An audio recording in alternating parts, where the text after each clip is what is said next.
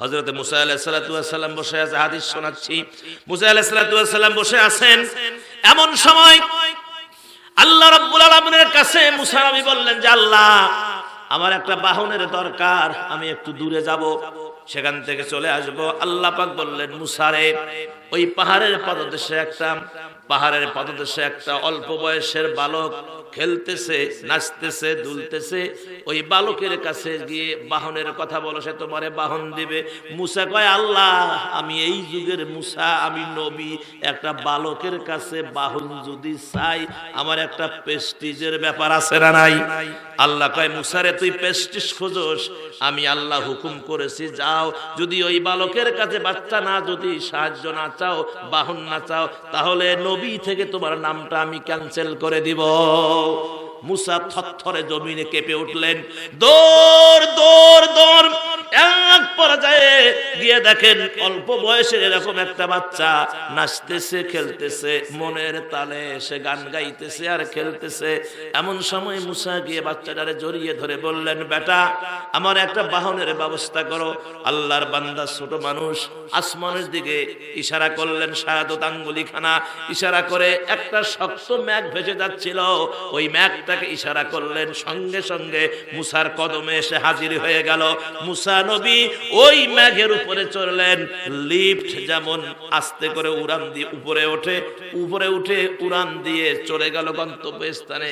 সেখানে কাজ শেষে মুসা নবী ওই লিফটের উপর, মেঘের উপর চড়ে আবার আসলেন, নামলেন, মেঘ চলে গেল তার গন্তব্যস্থানে। এবার মুসা নবী বাচ্চাটারে বুকের সঙ্গে জড়িয়ে নিয়ে কান্দে আর বলে, ওরে বেটা, বল এই নিয়ামত তুমি কেমনে পেয়েছো? বাচ্চারা ইশারা করে, ও নবী মুসা, ওই যে পাহাড় দেখা যায়, ওই পাহাড়ের পাদদেশে আমরা বাস করি। আমার বাবা নাই, মা বলেছে জন্মের কয়েকদিন আগে নাকি বাবা ইন্তেকাল করেছে।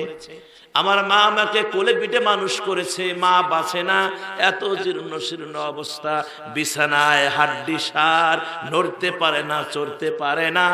মায়ের অবস্থা বড় কঠিন, অসুস্থতার কারণে মা দুর্বল হয়ে গেছে, কঙ্কাল সার হয়ে গেছে।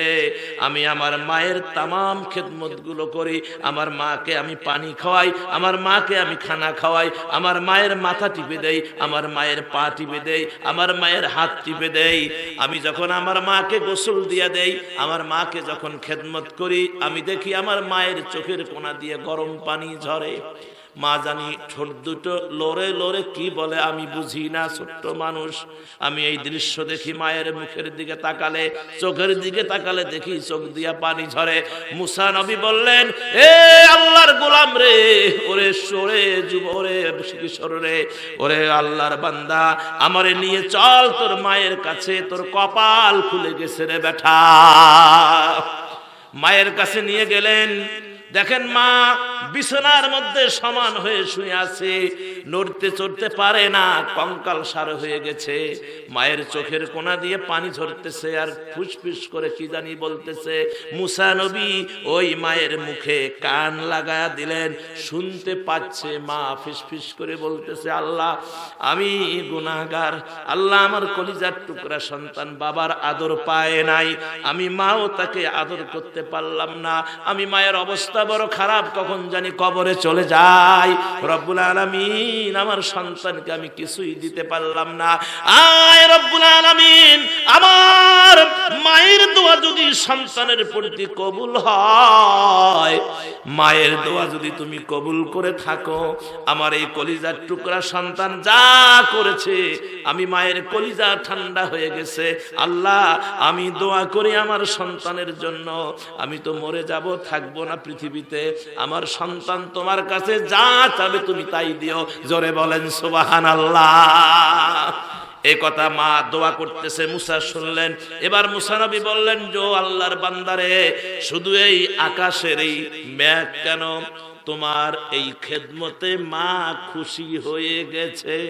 ওরে আল্লাহর বান্দা, তুমি যদি চন্দ্র চাও চন্দ্র আসবে, সূর্য চাও সূর্য আসবে, তারকা চাও তারকা আসবে, তুমি যা চাবা তোমার চাইতে দেরি হবে, আল্লাহর দিতে দেরি হবে না। বিধায় নাটোরের মুসলমানেরা একটু হিসাব মিলান, যাদের মা আছে এখনো মায়ের খেদমত করেন, মাকে সম্মান করেন, মাকে সর্বোচ্চ, মাকে আদর করেন, মাকে ভালোবাসেন। কেননা আমার মা সন্তানের জন্য কি না করেছেন, সন্তানকে কষ্ট করে বড় করেছেন। আমার ভাইয়েরা, এই জন্য মাকে যদি খুশি করতে পারেন, আল্লাহ বলেছেন ওয়াকাদা রাব্বুকা আল্লা তা'বুদু ইল্লা ইয়্যাহু ওয়া বিল ওয়ালিদাইনি ইহসানা। আমার দাসত্ব গোলামির পরে তোমরা তোমাদের মায়ের প্রতি ইহসান করো, তাদেরকে ভালোবাসো।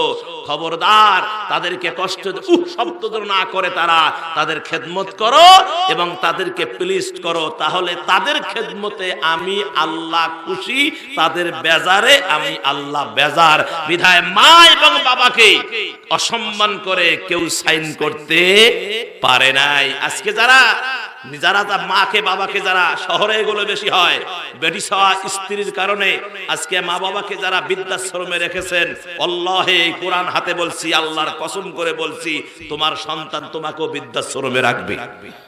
কথা বলেন। এই বউয়েরা যারা আছেন, শাশুড়ি বউ কেসাল লাগে কি লাগে না? আমার বউয়েরা যারা আছেন, যারা আজকে শাশুড়িকে জ্বালাচ্ছেন, শাশুড়িকে কষ্ট দিচ্ছেন, তোমার বেটার বউ এসে তোমাকে কষ্ট দিবে। এটাই হলো নিয়ম। কথা কন।